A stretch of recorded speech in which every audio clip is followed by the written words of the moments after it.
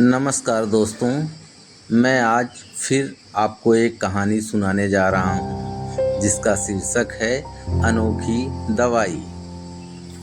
तो चलिए सुनते हैं। काफ़ी समय से दादी की तबीयत खराब थी।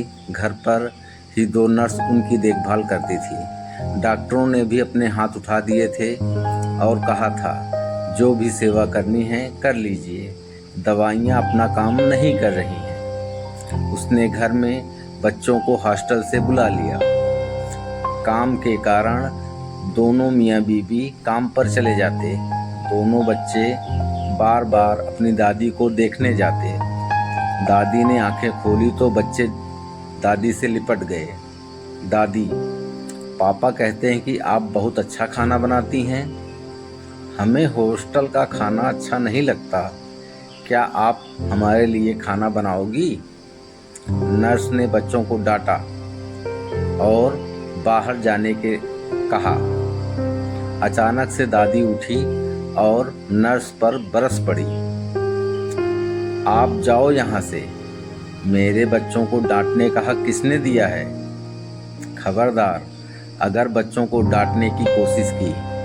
कमाल करती हो। आपके लिए ही तो हम बच्चों को मना किया। बार बार आता है, तुमको देखने और डिस्टर्ब करता है, आराम भी करने नहीं देता।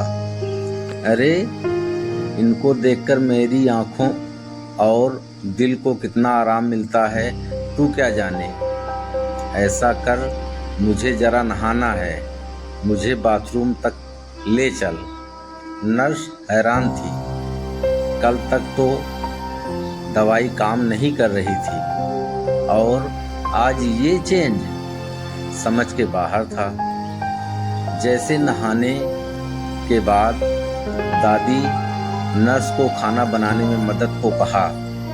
पहले तो मना किया, फिर कुछ सोचकर वह मदद करने लगी। खाना बनाने पर बच्चों को बुलाया और रसोई में ही खाने को कहा। दादी, हम ज़मीन पर बैठकर खाएंगे, आपके हाथ से। मम्मी तो टेबल पर खाना देती हैं और खिलाती भी नहीं कभी। दादी के चेहरे पर खुशी थी। वह बच्चों के पास बैठकर उन्हें खिलाने लगी। बच्चों ने भी दादी के मुंह में निवाले दिए। दादी की आंखों से आंसू बहने लगे। दादी, तुम रो रही हो? दर्द हो रहा है क्या? मैं आपके पैर दबा दूं? अरे नहीं, ये तो बस तेरे बाप की याद कर आ गए। आंसू, वो भी ऐसे ही खाना खाता था मेरे हाथों से। पर अब कामयाबी का भूत ऐसा चढ़ा है कि खाना खाने का भी वक्त नहीं है उसके पास, और ना ही माँ के मिलने का टाइम। दादी, तुम ठीक हो जाओ, हम दोनों आपके ही हाथ से खाना खाएंगे। और पढ़ने कौन जाएगा? तेरी माँ रहने देगी क्या तुमको? दादी, हम नहीं जाएंगे, यहीं रहकर पढ़ेंगे। दादी ने बच्चों को सीने से लगा लिया। नर्स ने इस इलाज को कभी पढ़ा ही नहीं था जीवन में। अनोखी दवाई थी, अपनों का साथ हिलमिल कर रहने की। दादी ने नर्स को कहा, आज के डॉक्टर और नर्स क्या जाने भारत के लोग 100 साल तक निरोगी कैसे रहते थे।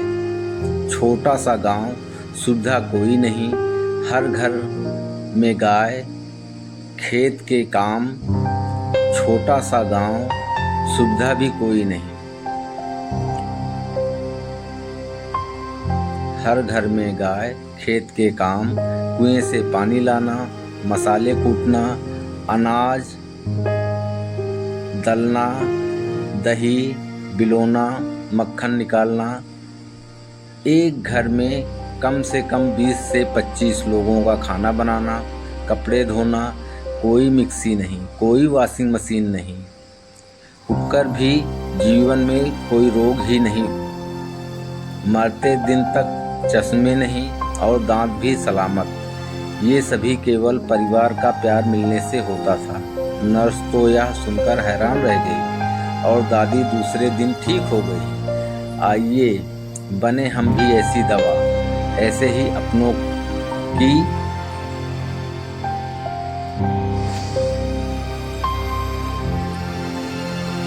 आपको यह कहानी कैसी लगी हमें कमेंट करके ज़रूर बताएं, और हमारे चैनल पर पहली बार आए हों तो वीडियो को लाइक एंड चैनल को सब्सक्राइब करें। धन्यवाद।